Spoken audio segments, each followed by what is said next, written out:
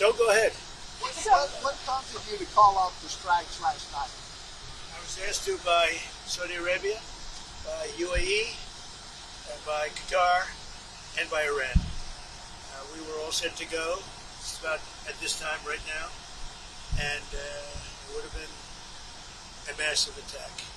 We were all set to go, but when the allies asked to call it off, you got to sort of say, well, let's see. And the reason they asked is they think there's a deal. There's a deal on Hormuz, and then there will be a deal on the nuclear, or you might call it the denuclearization of Iran. I call it the denuclearization of Iran. So what should we expect? We're holding it. We'll just see. We can do it anytime we want. But we were asked by the three primary groups. We were also asked by Iran, very strongly actually.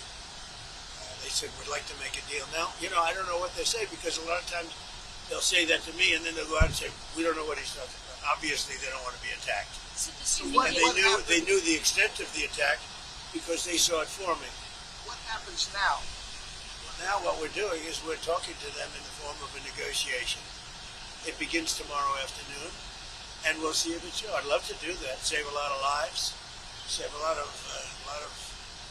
unnecessary power, to be honest with you. It would take many, many years to ever build it back. If it could, I don't think it would be even buildable back. So we had an attack that would be the biggest attack since World War II, and it would have been disastrous for them. And they didn't want us to do it. And frankly, Saudi Arabia didn't want it either. They thought that a deal is imminent.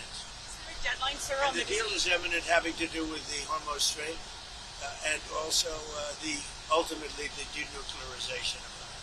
So when I hear that, I say, well, do we want to go and be this severe? Now, there's a group of people that would like me to just do it, and there's another group of people that does not want me to do it. Does Iran have a deadline to come to an agreement? We'll just see how it is. We're ready to go anytime we want. Would I rather make a deal? I'm not looking to kill people, because people die, a lot of people die, and we don't want that. So they asked us, Iran specifically, but the other three said I asked Saudi Arabia, the king, I said, the crown prince, I said, what would you rather do? Would you rather have us do this or not? They said, we would much prefer a deal as opposed to an attack, because you don't know where these attacks lead. I mean, will they be flooded with people pouring into their country and disaster? A lot of bad things can happen. Yeah. There's a report that you're moving U.S. troops out of Bahrain and Kuwait. Are troops being moved out of the Middle East? Mr. President, why is the U.S. intervening to support the Japan yen at this time, to support the Japanese currency? Because we have a good relationship with Japan. We're very strong, very, very strong financially. They have a weakening yen, and they wanted a little bit of help, and we're always there for Japan. Japan's been very good to us, with the exception, of course, of Pearl Harbor. Mr. President, what is the U.S. getting out of that arrangement? Financial benefit. Financial benefit. It's also good for the world economy. But we make, like when we did with Argentina, I got criticized, we made $25 billion on that deal. With Venezuela, we make hundreds of billions of dollars. I make good deals. Intel, I made $75 billion for the country. I didn't make for me, I made for the country. Intel, I backed Intel. It's the hottest stock right now on the New York Stock, on the various stock exchanges. So we made about $75 to $80 billion. And Japan wanted to, it was really more than anything else, it was a signal of friendship. You've said that the anti-weapon and the dollar is doing great. You said the fact is, our country is doing great. Everybody wants help from our country. Yeah. You said the anti-weapon. I'm with ABC News. You said the BBC. ABC. Oh, ABC. That's worse. You said the anti-weaponization. I like BBC better than ABC. The anti-weaponization fund is back on the table. What are your plans? No, they don't. Look, we have a man named Todd Blanche. He's outstanding in every way. Most of you know who he is. You're not going to find a better person. And everybody, and it's because I backed Cornyn's opponent, and his opponent won in a landslide. It's the only reason it's happening. But I will say there are a lot of people that like. People were hurt so badly. 22 suicides.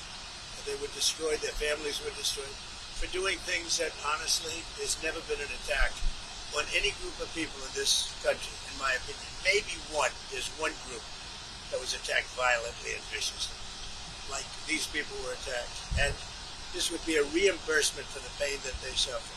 A lot of people like it.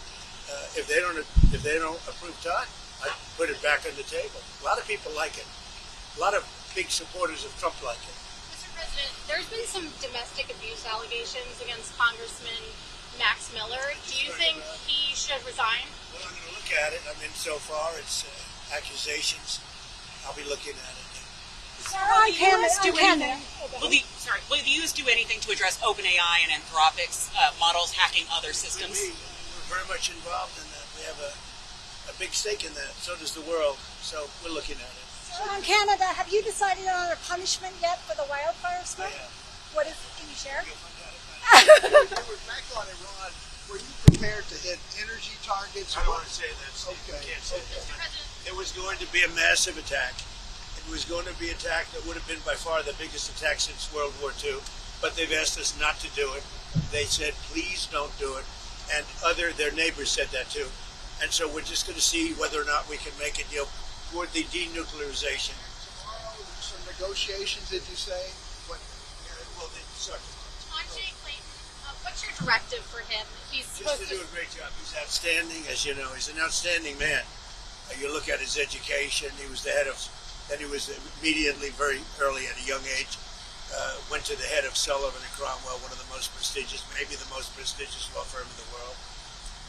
He headed up, well, let's see. I mean, look at the companies. Look at what he did. Oh, by the way, and he was a great, for 4 years, he was a great SEC chairman. Do you want him to continue the initiatives that you had Bill Pulte doing? I want him to do what he wants to do. He's an outstanding person. Everybody wanted him. And he really, I mean, he's truly outstanding. When would you Nancy Guthrie, the investigation into her disappearance, now 6 months long, stalled out. Is it time for the FBI to get involved? Or Well, they are involved to an extent, but as you know, the local community really runs those things. And, some people haven't liked the way the local communities run it. They haven't liked the way the sheriffs run it. But we would like to give them the benefit. But we're there anytime they need us. It's a terrible thing. Thank you very much, everybody. Thank you, sir. Thank you. If you like this video, then like, share and subscribe to ET Now World.